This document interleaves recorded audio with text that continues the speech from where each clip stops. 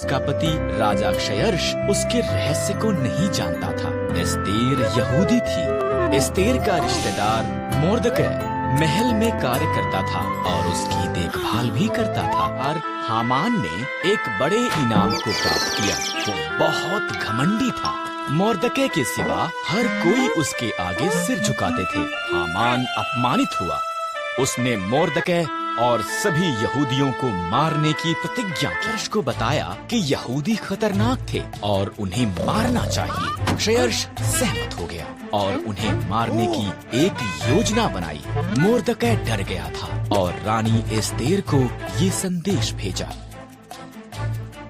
Mordecai ने कहा, अगर मैं उसके निमंत्रण के बिना जाऊं तो वो मुझे भी मार देगा। एस्तेर ने जवाब दिया, शायद तो इसी पल के लिए रानी बनाई गई थी। मोर्दकै ने कहा,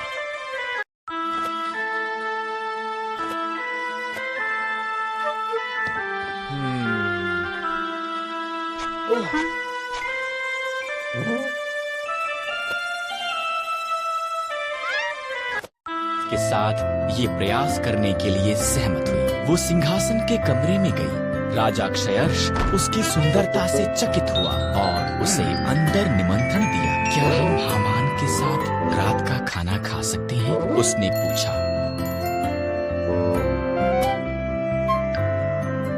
उसके पिछले आंगन में एक बड़े खंभे का निर्माण कर रहा था। उसने इस पर मोर्दकै को मारने की योजना बनाई थी। तब राजा का निमंत्रण आया, इसलिए हामान रात के खाने के लिए महल में गया।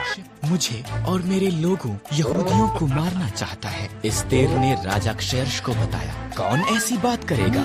उसने पूछा। दुष्ट हामान, एस्तेर रोई। हामान, सिपाहियों, उसे मार दो। हामान उसी खंभे पर टांग दिया गया जो उसने मोर्दकै के लिए निर्माण किया था। एस्तेर के कारण यहूदी बचाए गए थे। उन्होंने एक बड़ा त्योहार मनाया जिसका वो आज तक भी जश्न मनाते हैं।